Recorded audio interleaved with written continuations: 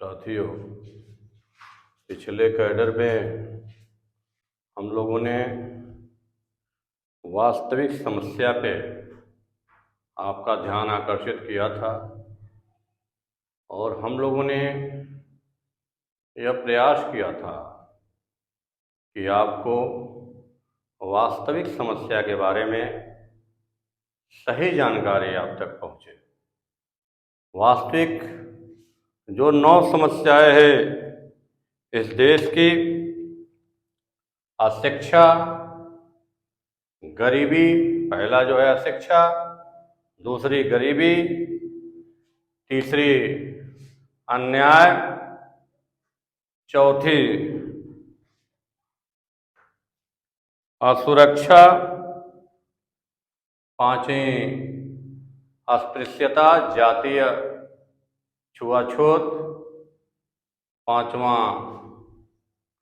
जातीय भेदभाव, caste discrimination, बेरोजगारी, भ्रष्टाचार और लैंगिक भेदभाव। ये 9 इस देश की वास्तविक समस्या है। इस समस्या को आपको समझना होगा कि ये समस्या इस देश में किनके कारण पैदा हुई, कौन लोग हैं इसके उत्तरदायी, जिसके कारण आज तक मूल समस्या हमारे देश की खत्म नहीं हो पाई, या यूं कहे इस पे खत्म होने की बात तो दूर है, इस पे चर्चा तक सदन में नहीं होती। साथियों, उसके पहले हम लोग ये 2 विषय है, 2 बिंदु है, उसके ऊपर आपका ध्यान आकर्षित करेंगे। पहला जो है जानकारी, इंफॉर्मेशन, बहुत ही महत्वपूर्ण विषय है। जानकारी अगर समाज में सही तरीके से जाएगी, जिस भी देश, राष्ट्र या समाज में सही जानकारी का अभाव होता है, वो राष्ट्र कतई विकसित नहीं हो सकता।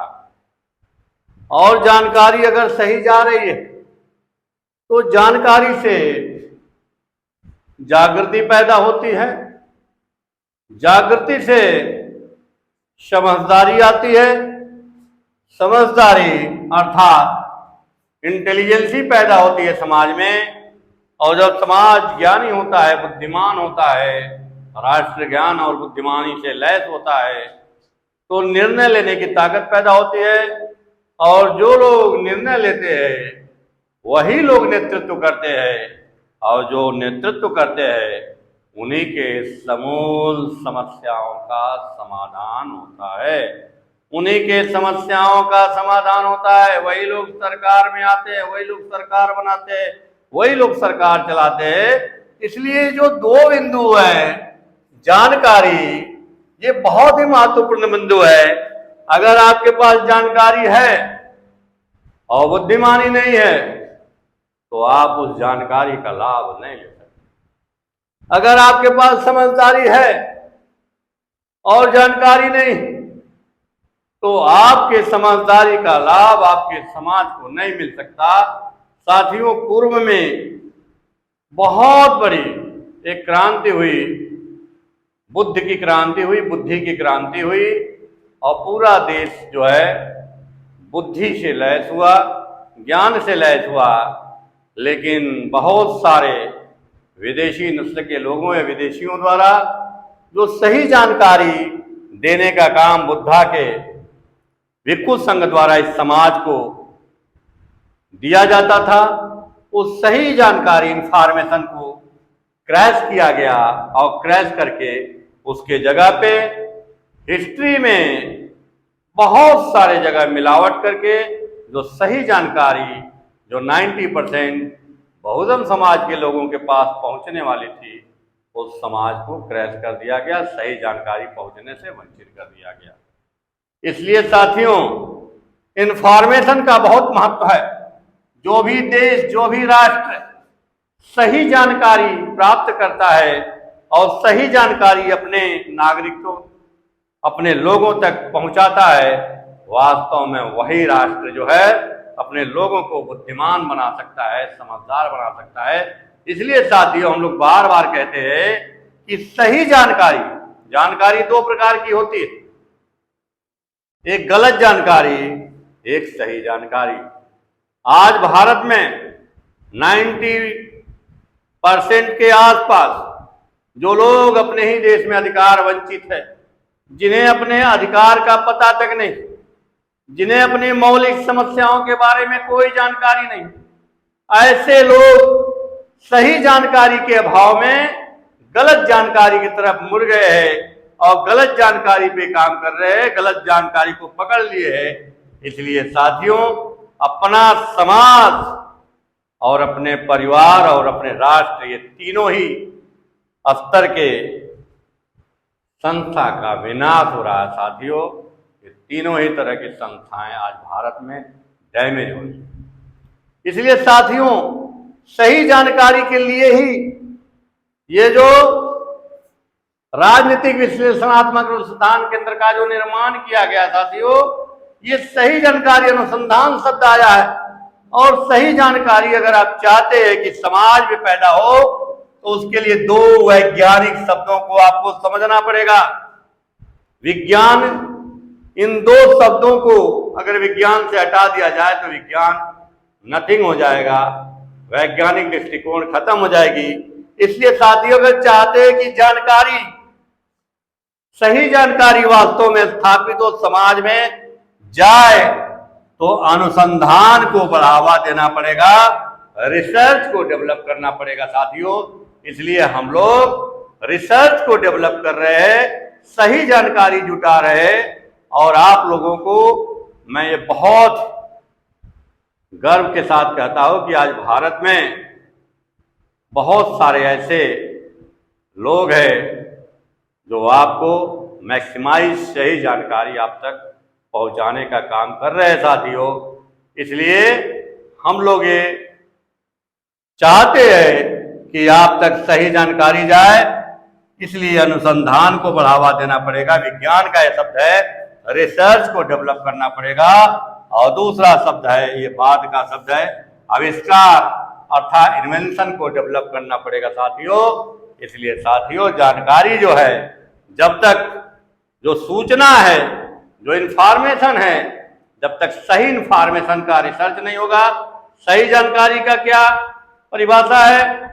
जो जानकारी तर्क और प्रमाण की कसौटी पे खरा उतरे, जिस जानकारी का साक्ष्य उपलब्ध हो, ऐसा साक्ष्य जो उसे प्रमाणित करता हो, जिसमें किसी भी प्रकार की किंतु परंतु न शामिल हो, उस जानकारी को सही जानकारी कहते हैं। इसलिए भारत का, इस देश का जो इतिहास है, बहुत ही गौरवशाली इतिहास रहा साथियों। बुद्धा के रिसर्च ने बहुत बड़ी इंफॉर्मेशन, बहुत बड़ी जानकारी और बहुत बड़ी इंटेलिजेंसी इस समाज में पैदा हुई। और दोनों ही चीजें जब समाज में पैदा हुई तो यह राष्ट्र सोने की चिड़िया का देश बना साथियों। इसलिए दोनों चीजें ये डेवलप होनी चाहिए। ये दोनों चीजें अगर एक साथ डेवलप होनी शुरू हो जाए तो समाज का जो भी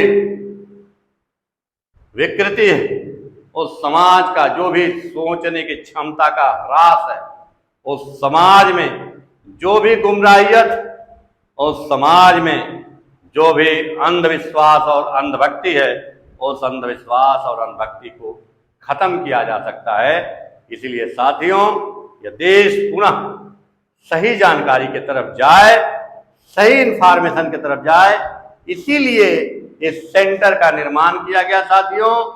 और आने वाले समय में लखनऊ से लेकर दिल्ली तक हम लोग एक ऐसे रिसर्च सेंटर को, पॉलिटिकल रिसर्च सेंटर को बनाना चाहते हैं, डेवलप करना चाहते हैं, जिससे आने वाले समय में प्रत्येक लोगों तक सही इंफॉर्मेशन जाए कि आखिर उसकी वास्तविक समस्या क्या है, उसके वास्तविक समस्या का वास्तव में कारण क्या है, और उस वास्तव के कारण क्या है वास्तव में, उस कारण का वास्तविक निवारण क्या है।